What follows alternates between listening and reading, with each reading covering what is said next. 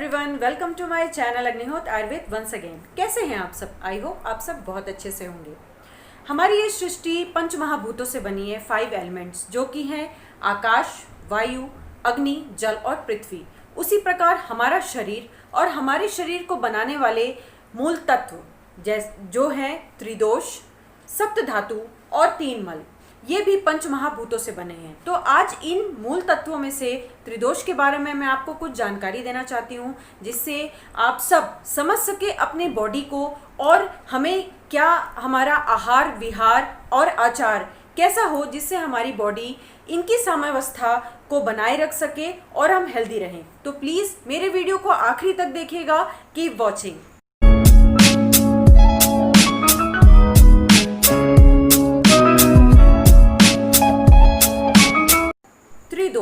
त्रिदोष होते क्या हैं? वात, पित्त, कफ। मैं आपको बहुत सरल भाषा में समझाऊंगी कि वात क्या होता है, पित्त क्या होता है और कफ क्या होता है, जिससे आप अपने बॉडी को समझते हुए इन तीनों को बिल्कुल बैलेंस रखें और हेल्दी बने और आपको कम से कम कोई बीमारी हो और आपको ट्रीटमेंट लेना पड़े, क्योंकि हम जानते हैं कि prevention is better than cure. चलते हैं वात की तरफ। जैसे कि मैंने बताया कि हमारी सृष्टि पंच महाभूतों से बनी है, उसी प्रकार ये त्रिदोष भी पंच महाभूतों से बना है। लेकिन पंच महाभूतों से बनने के बाद भी इन वात, पित्त, कफ में दो महाभूतों की प्रचुरता होती है। फर्स्ट है वात। वात क्या होता है? वात का मतलब होता है वायु। ये बनता है आकाश महाभूत और वायु महाभूत के कॉम्बिनेशन से।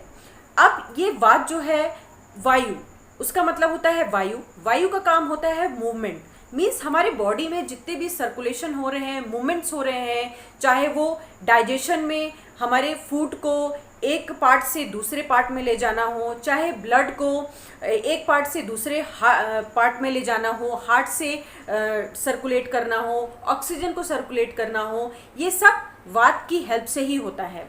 इसको समझाने के लिए मैं आपको एक सरल एग्जाम्पल देती हूँ। हमारे घर में, हमारे फैमिली में बहुत सारे फैमिली मेम्बर्स रहते हैं। वात को आप अपने घर में एक मदर के फॉर्म में मान सकते हैं। मैंने मदर के फॉर्म में वात को क्यों माना? इसलिए कि मदर जो हमारी मम्मी होती हैं, वो घर के जितने भी काम होते हैं, चाहे वो किचन का वर्क हो, चाहे हमारे घर की साफ रखने का वर्क हो, या और घर के मैनेजमेंट हो, वो सब मदर के थ्रू ही होते हैं। तो सेम वैसे ही इस वात का भी यही काम है कि हमारे शरीर के जितने भी मैनेजमेंट है, जितने भी मूवमेंट्स हैं, सर्कुलेशंस हैं, वो वात के थ्रू होते हैं। वात अगर प्रकोपित होता है तो ये 80 प्रकार के रोग उत्पन्न करता है। दूसरा है पित्त। पित्त को हम सरल एग्जांपल में समझ सकते हैं कि ये एक पिता का काम करता है। इसको आप समझ सकते हैं कि हमारे बॉडी के फादर हैं। कैसे?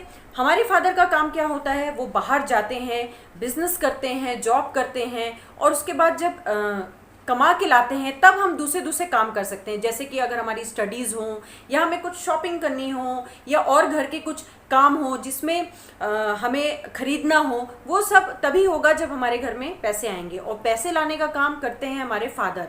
तो पित्त का काम होता है मेटाबॉलिज्म, मीन्स जो हम खा रहे हैं, जो हम पी रहे हैं, उसको हमारी बॉडी में कब लगेगा? जब उसका प्रॉपर ढंग से डाइजेशन होगा, एब्जॉर्प्शन होगा, एक्सक्रीशन होगा। जब ये होगा तब हमारी बॉडी में ये चीज़ हमारे लिए हेल्पफुल होंगी। तो जिस तरह फादर हमारे घर का मेहनत करके तब के हमारे लिए सामान लाते हैं, उसी प्रकार पित्त जो है वो डाइजेशन करके और एब्जॉर्प्शन करके काम करता है और हमारे बॉडी को फिट बनाता है। तीसरा है कफ। कफ को हम समझ सकते हैं अपने ग्रैंड पेरेंट्स। क्यों? क्योंकि ग्रैंड पेरेंट्स का काम होता है, जब हमारे घर में ग्रैंड पेरेंट्स होते हैं तो वो लोगों को जोड़ के रखते हैं, रिश्तों को बना के रखते हैं, चिपका के रखते हैं। वैसे ही जो कफ होता है उसका हमारे बॉडी में काम होता है हर एक पार्ट को दूसरे पार्ट से जोड़ने का, स्टिकिंग का काम।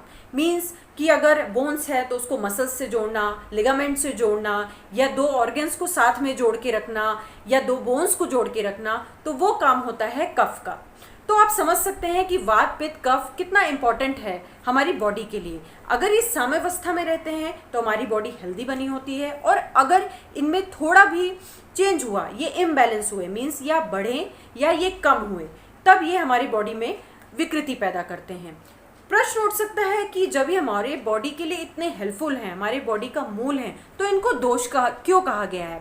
इनको दोष कहने का कारण ये है कि अगर ये दूषित हुए, मीन्स अगर ये इम्बैलेंस हुए, तो उनके पास एक गुण होता है हमारी बॉडी को भी दूषित करने का, मीन्स विकृति पैदा करने का, इसलिए इनको दोष कहा गया है।